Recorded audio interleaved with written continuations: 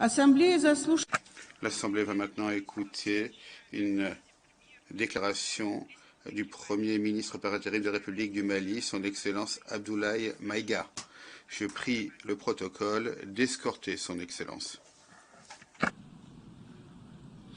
J'ai le plaisir de souhaiter la bienvenue au Premier ministre par intérim de la République du Mali, son Excellence Abdoulaye Maïga. Je l'invite à s'exprimer devant l'Assemblée.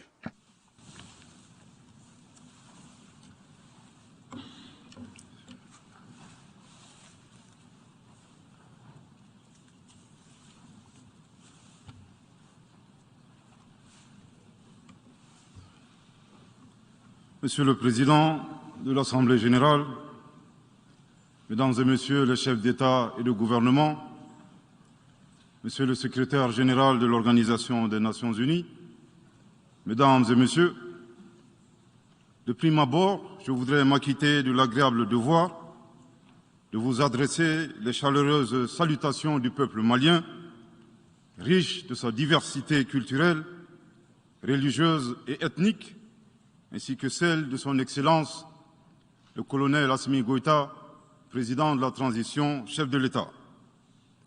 Monsieur le Président, votre brillante élection à la présidence de cette 77e session de l'Assemblée générale et la fin des travaux de la 76e session de l'Assemblée générale, brillamment conduit par votre prédécesseur, son Excellence M. Abdullah Shahid, de la République des Maldives, m'offre l'heureuse occasion d'adresser à vos excellences les chaleureuses félicitations de tout le Mali.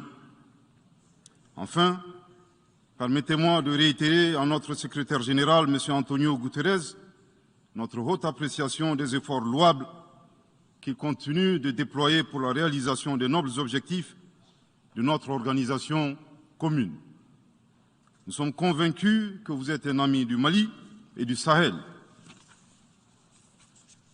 L'amitié reposant sur la sincérité, souffrez que je vous exprime mon profond désaccord suite à votre récente sortie médiatique, au cours de laquelle vous prenez position et vous vous exprimez sur l'affaire des 46 mercenaires ivoiriens, qui est une affaire bilatérale et judiciaire entre deux pays frères. C'est évident que la qualification judiciaire des infractions liées à cette affaire ne relève pas des attributions du secrétaire général des Nations unies. Au Mali, notre administration ne travaille pas sur la base de l'oralité ni des déclarations par voie de presse.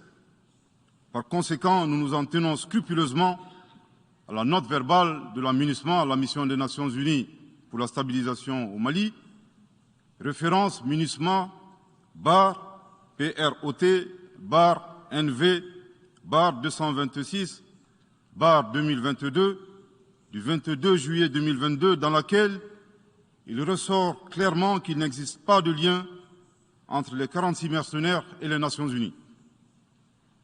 Les récentes synchronisations des actions et l'harmonisation des éléments de langage consistant à faire passer le Mali, mon pays, de statut de victime à celui de coupable dans cette affaire des mercenaires sont évidemment sans effet.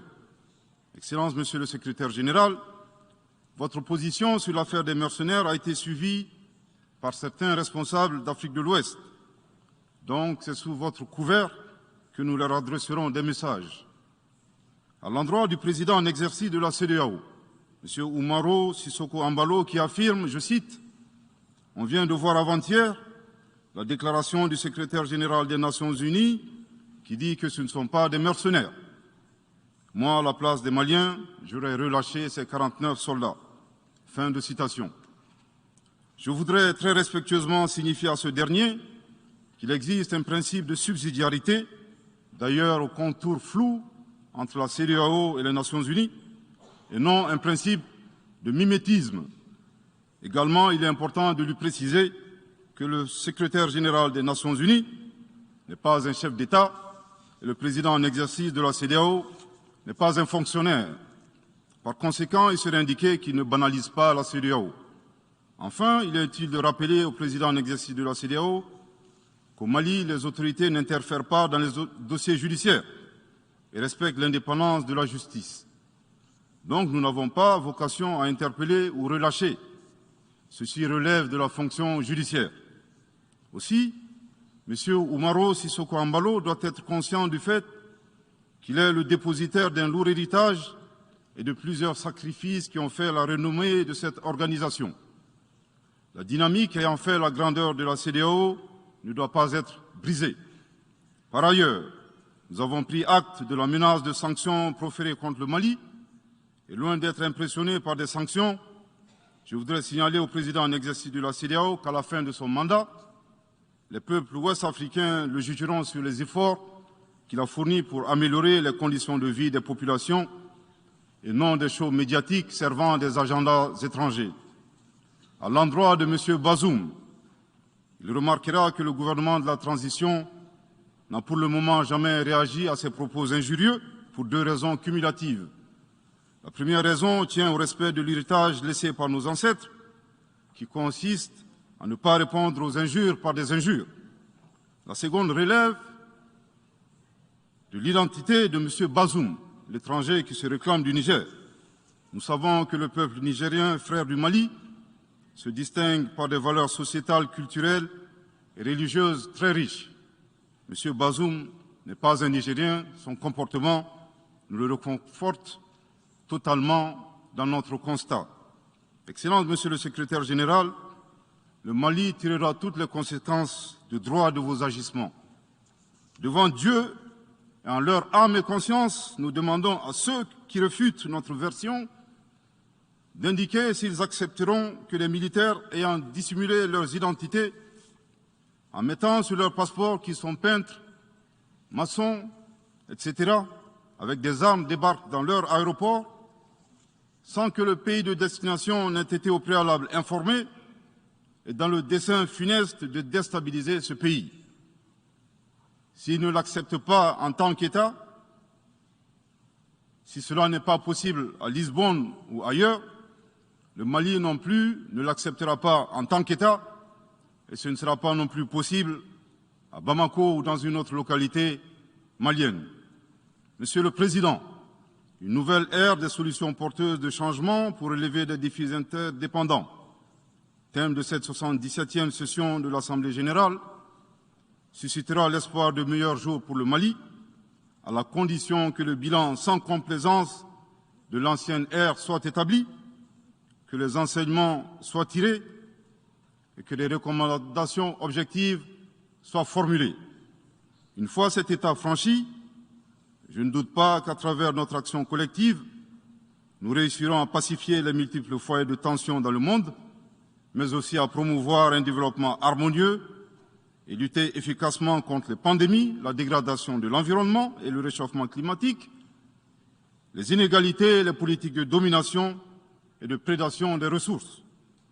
Depuis le mois d'août 2020, le Mali, mon pays, se trouve dans un processus de transition qui prendra fin le 26 mars 2024 par le transfert de pouvoir aux autorités élues.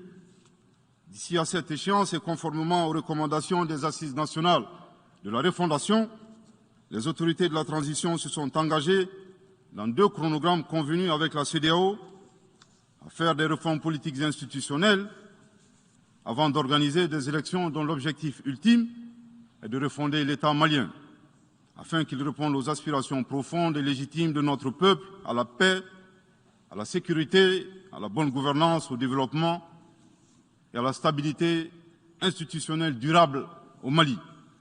Dans cette perspective, je suis heureux de souligner que certaines avancées majeures ont déjà été réalisées, notamment la promulgation de la loi électorale, qui comprend entre autres la création de l'autorité indépendante de gestion des élections, dont l'installation est à un stade avancé, ainsi que la mise en place d'une commission composée d'éminentes personnalités de toutes les composantes de la société malienne, chargée de la rédaction de la nouvelle Constitution.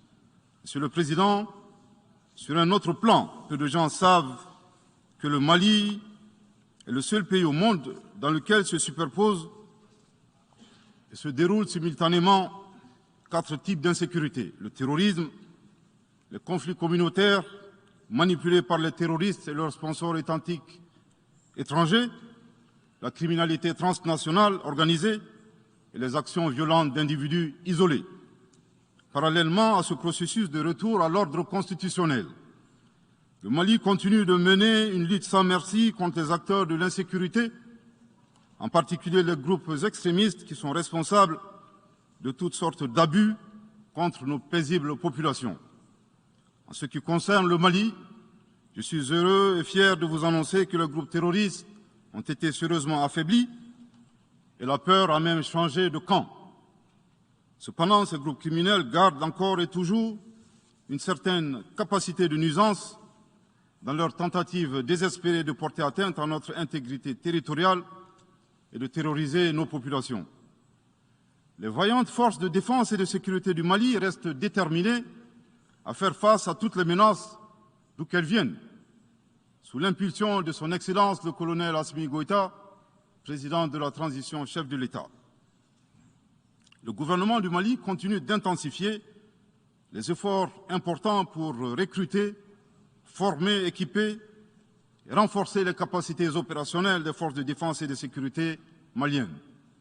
Je dois dire ici que les actions offensives menées jusque-là ont permis à nos forces de remporter des victoires décisives contre les forces obscurantistes.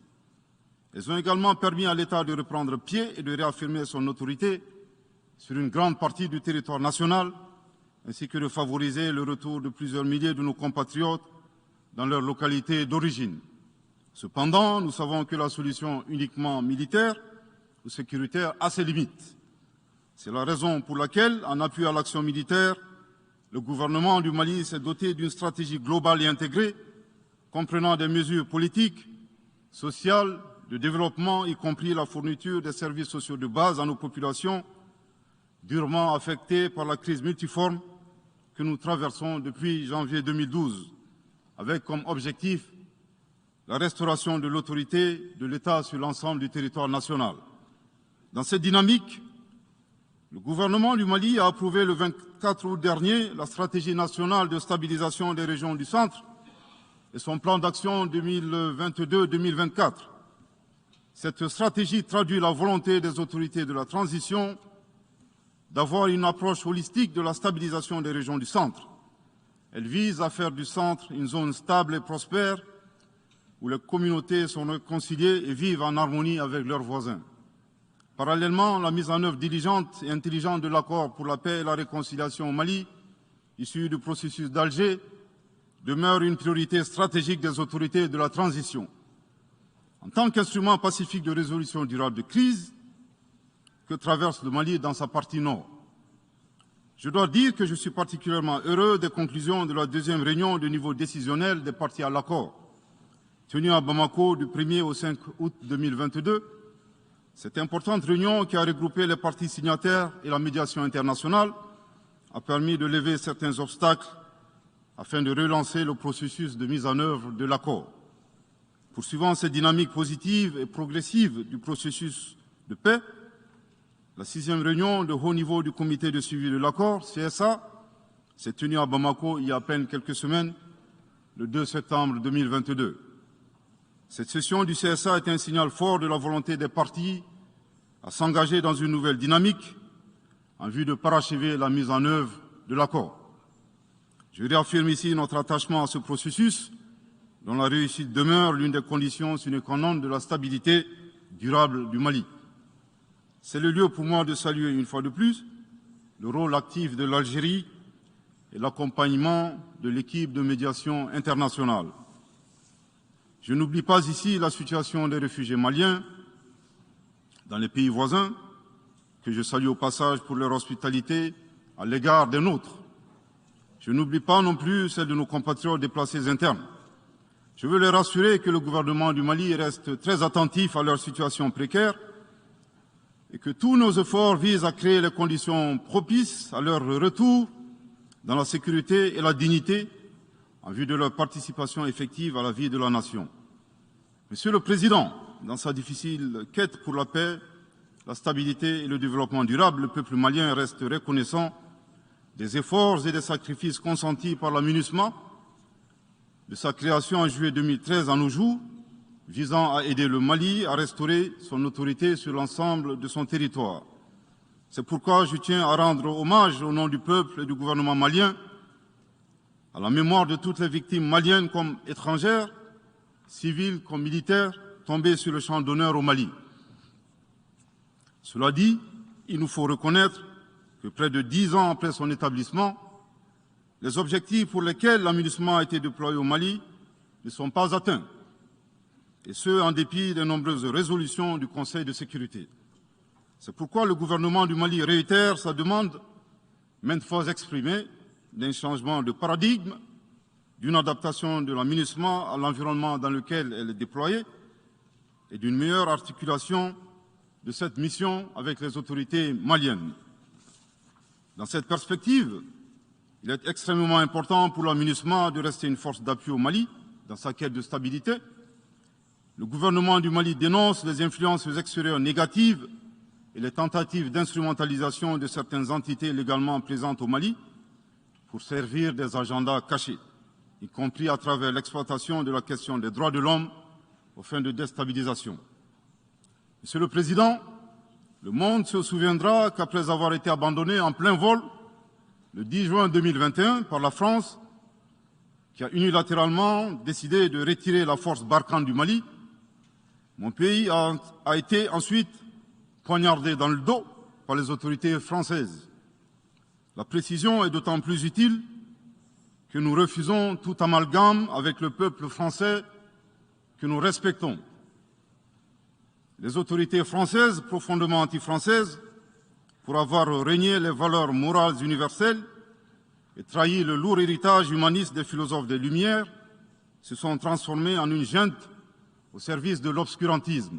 Je répète, les autorités françaises, profondément anti-françaises, pour avoir régné les valeurs morales universelles et trahi le lourd héritage humaniste des philosophes des Lumières, se sont transformées en une junte au service de l'obscurantisme.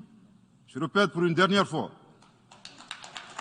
Les autorités françaises profondément anti-françaises, pour avoir régné les valeurs morales universelles et trahi le lourd héritage des philosophes des Lumières, se sont transformées en une junte au service de l'obscurantisme. Obscurantisme de la junte française nostalgique de pratiques néocoloniales, condescendantes, paternalistes et revanchardes, qui a commandité et prémédité des sanctions inédites, illégales, illégitimes et inhumaines de la CEDEAO et de l'UEMOA contre le Mali et mon pays. Après plus de 10 ans d'insécurité et en fait des milliers de morts, autant de réfugiés et de déplacés internes, n'est-ce pas un sacrilège de mettre une population malienne victime de l'insécurité dans un pays enclavé sous embargo pendant 7 mois, en procédant à la fermeture des frontières et la saisie des comptes financiers du Mali. Grâce à sa résilience et à la solidarité des pays amis et des peuples africains, le peuple malien a tenu et a déjoué les pronostics de ses adversaires. Obscurantisme de la junte française qui s'est rendue coupable d'instrumentalisation des différences ethniques, en oubliant si vite sa responsabilité dans le génocide contre les Tutsis au Rwanda, coupable également de tenter désespérément de diviser les Maliens, enfants d'une même famille. Enfin, obscurantisme de la junte française qui a violé l'espace aérien malien en y faisant voler des vecteurs aériens tels que des drones, des hélicoptères militaires et des avions de chasse plus d'une 50aine de fois, en apportant des renseignements, des armes et munitions aux groupes terroristes. Afin de se donner une bonne conscience, la junte française accuse le Mali de n'avoir pas été reconnaissant en se gargarisant de la mort regrettable de 59 soldats français au Mali lors de diverses opérations de lutte contre le terrorisme. À cette triste accusation, nous rappelons que dans la majorité des interventions d'officiels maliens et des cérémonies, nous rendons systématiquement un hommage à l'ensemble des victimes de l'insécurité au Mali, sans distinction de nationalité, donc y compris les 59 Français décédés. Aussi, nous les invitons à ne pas s'arrêter à si bon chemin et de remonter le temps, en passant par leur intervention en Libye, décriée par toute l'Afrique, sans oublier la participation forcée des milliers d'Africains à la Première et la Seconde Guerre mondiale, sans oublier la traite négrière qui explique le sort économique de beaucoup de pays. Combien d'Africains sont-ils morts pour la France et le monde libre dans lequel nous vivons? Monsieur le Président, eu égard à la gravité des faits commis par la junte française, le Mali, dans sa lettre en date du 15 août 2022, a demandé la tenue d'une réunion d'urgence du Conseil de sécurité des Nations Unies. Cette réunion a pour objet de permettre au Mali de présenter les éléments de preuve en sa possession, démontrant que l'armée française a agressé en de maintes reprises mon pays, en violant de manière répétitive et fréquente l'espace aérien malien, sans autorisation des autorités maliennes, et parfois en falsifiant des documents de vol. Plus grave, Monsieur le Président, le Mali sera en mesure de prouver que la junte française a fourni des renseignements et des armes à des groupes terroristes. Le gouvernement du Mali s'interroge sur les raisons qui poussent cet État membre du Conseil de sécurité, de surcroît assurant la présidence de cet organe, à faire obstacle au débat en vue de la manifestation de la vérité. Le monde doit être édifié sur les faits graves qui se sont déroulés au Mali et qui sont à la base de l'aggravation de l'insécurité et de la déstabilisation du Mali et du Sahel. Par la saisine du Conseil de sécurité, le gouvernement du Mali entend mettre cet important organe chargé à titre principal du maintien de la paix et de la sécurité internationale face à ses responsabilités et dénoncer les agissements de la junte française contre mon pays. Ces actes hostiles sont incompatibles avec la Charte des Nations Unies et son statut de membre permanent.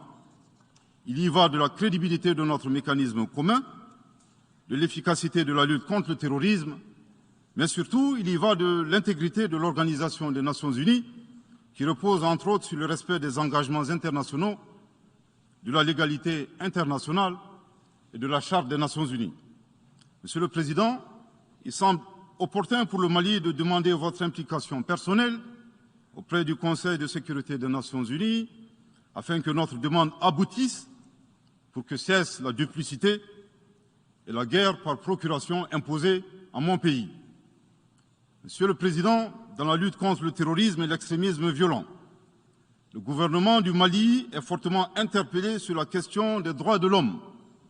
Je tiens à souligner que les droits de l'homme constituent avant tout des valeurs qu'incarne chaque Malien. Aussi, le gouvernement du Mali reste déterminé à les respecter et à les faire respecter, conformément à sa politique de tolérance zéro contre l'impunité. Et cela par fidélité à nos valeurs ancestrales inscrites dans la charte de Kouroukanfouga, proclamée en 1236 par l'empereur du Mali, Soundiata Keïta. Le Mali, berceau de grandes civilisations, héritier de grands empires, terre de brassage, d'hospitalité et de tolérance, fait de la promotion et de la défense des droits de l'homme une priorité nationale. C'est pourquoi je réaffirme avec force que les opérations militaires des forces de défense et de sécurité du Mali sont conduites dans le strict respect des droits de l'homme et du droit international humanitaire. Cependant, comme je viens de le souligner, le gouvernement du Mali s'oppose avec véhémence à l'instrumentalisation de la question des droits de l'homme à des fins politiques, de positionnement, voire de chantage ou d'intimidation. De même, nous regrettons la sélectivité observée entre les droits des populations dont des villages entiers sont massacrés et rasés, qui ne suscitent presque pas d'indignation particulière, et la manipulation communicationnelle faisant passer des terroristes neutralisés sur le champ de bataille pour des civils innocents. Monsieur le Président, pour terminer, je dirais que le peuple malien a décidé de prendre son destin en main. Il soutient pleinement le gouvernement dans la refondation du Mali, ainsi que le retour à un ordre constitutionnel apaisé et sécurisé en mars 2024, à l'issue d'élections libres, transparentes et crédibles. La réalisation de ces vastes chantiers exige du gouvernement de poursuivre et d'intensifier les efforts en vue de l'amélioration continue de la situation sécuritaire dans le pays et de la protection des personnes et de leurs biens. À cet égard, je me réjouis de la tenue à Lomé, le 6 septembre dernier, de la 3e réunion du groupe de suivi et de soutien à la transition. Les conclusions de cette importante rencontre, notamment la reconnaissance des progrès réalisés par la transition et les appels lancés en faveur de la mobilisation de tous les partenaires du Mali pour consolider leur appui politique, économique, technique et financier à la République du Mali, ainsi que pour soutenir les efforts des autorités de la transition du Mali en vue d'un retour harmonieux à l'ordre constitutionnel. Je voudrais rappeler que la transition au Mali résulte de plusieurs années de dysfonctionnement de notre jeune démocratie qui a engrangé quelques résultats positifs. Malheureusement, à l'heure du bilan, les passifs sont plus importants que les actifs, d'où la survenance de la transition. Je saisis cette opportunité qui m'est offerte pour remercier chaleureusement notre respecté aîné, son Excellence le Président Alassane Dramane Ouattara, pour les sages et éclairés conseils qu'il nous a prodigués dans son allocution mémorable à cette 77e session de l'Assemblée générale des Nations unies. Je voudrais le rassurer que les autorités de la transition malienne n'ont d'autres objectifs que de faire des réformes politiques et institutionnelles avant d'organiser des élections, tout en luttant obstinément contre le terrorisme. Ces réformes permettront d'améliorer la gouvernance et toutes les dispositions seront prises pour que la démocratie malienne soit la plus enviée au monde. Dans ce chantier, nous prêterons une attention particulière au 3e mandat, qui ne sera pas possible. Le troisième mandat pour un public moins averti consiste pour un président de la République d'effectuer une manœuvre en 4 temps, en vue de conserver le pouvoir pour lui seul et son clan. Premier temps, presque en fin de second mandat, donc en principe non rééligible, il s'agit pour le président de la République sortant de déclencher une révision constitutionnelle de manière non consensuelle. Deuxième temps, au cours de cette révision constitutionnelle, le président de la République sortant modifiera quelques dispositions constitutionnelles. Troisième temps, une fois la nouvelle constitution adoptée, sur fond de crise politique naturellement, le président sortant devient candidat en violation de la limitation du nombre de mandats à 2. Sa candidature est alors justifiée par l'adoption de la nouvelle constitution et le prétexte est tout trouvé. La limitation du nombre de mandats à 2 concernait l'ancienne constitution. Par conséquent, il est candidat au regard de la nouvelle constitution adoptée. Quatrième temps, une farce électorale est organisée. Forcément, il remporte les élections et s'ensuit une chasse impitoyable aux opposants politiques, dont certains sont arrêtés, d'autres s'exilent et d'autres assassinés. Les allégeances sont obtenues grâce au pouvoir de l'argent, le clientélisme et les intimidations. Dans un langage plus simplifié et en référence à une métaphore footballistique, le troisième mandat est une magie. C'est l'art de se dribbler soi-même tout en gardant le ballon.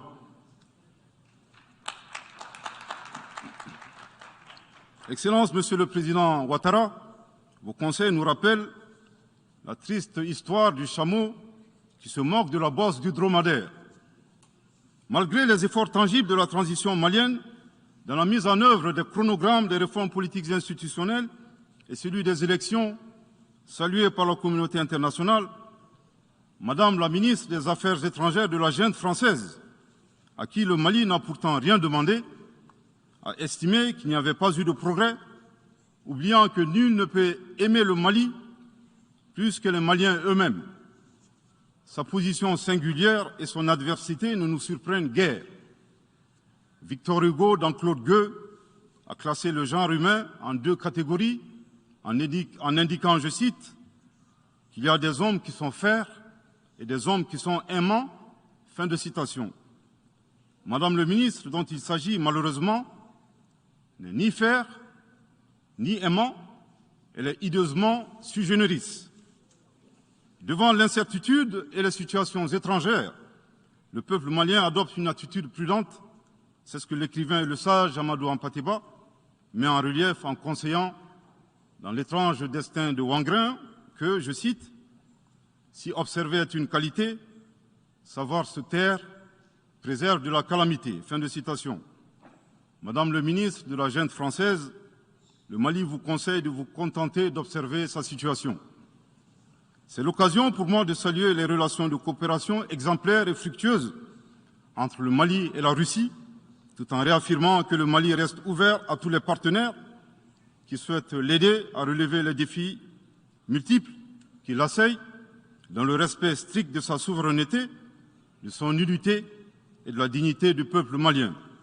Le Mali rappelle que, conformément à la vision du colonel Assimi Goïta, président de la transition chef de l'État, 3 principes guident l'action publique nationale. Premier principe, le respect de la souveraineté du Mali.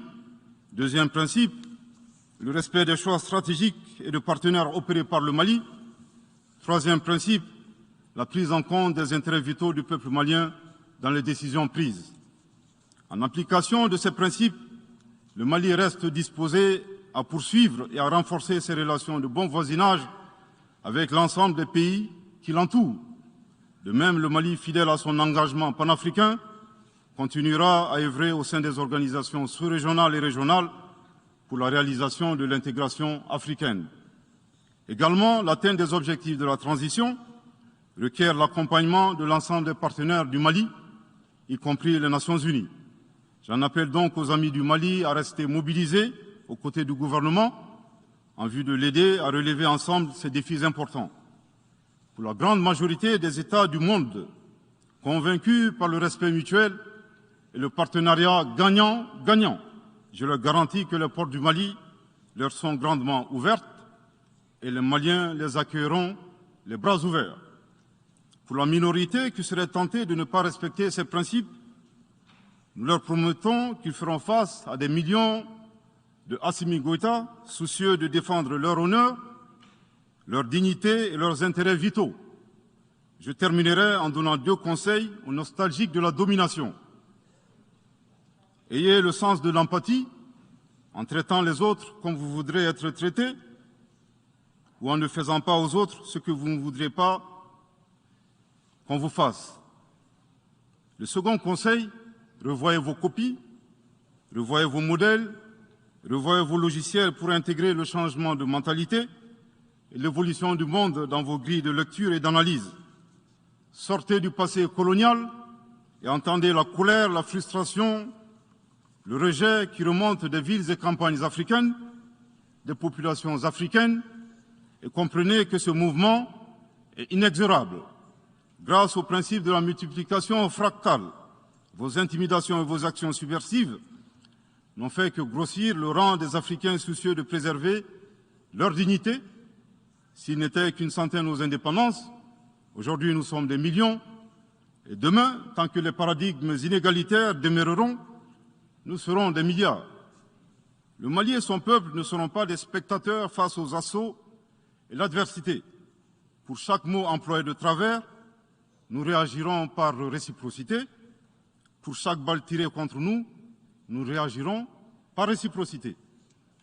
C'est à ce prix qu'une nouvelle ère sera une réalité avec des solutions porteuses de changement pour relever des défis interdépendants, avec des États interdépendants et en valorisant l'homme sans distinction aucune, notamment de race, de couleur, de sexe, de langue, de religion, d'opinion politique ou de toute autre opinion, d'origine nationale ou sociale, de propriété, de naissance ou de toute autre situation telle que stipulée à l'article 2 de la Déclaration universelle des droits de l'homme. Que Dieu bénisse le Mali et préserve les Maliens des forces obscurantistes et destructrices du monde. Que Dieu bénisse l'Afrique et préserve les Africains des forces obscurantistes et destructrices du monde. Que Dieu bénisse le monde et préserve l'humanité entière des forces obscurantistes et destructrices du monde. Je vous remercie de votre très aimable attention.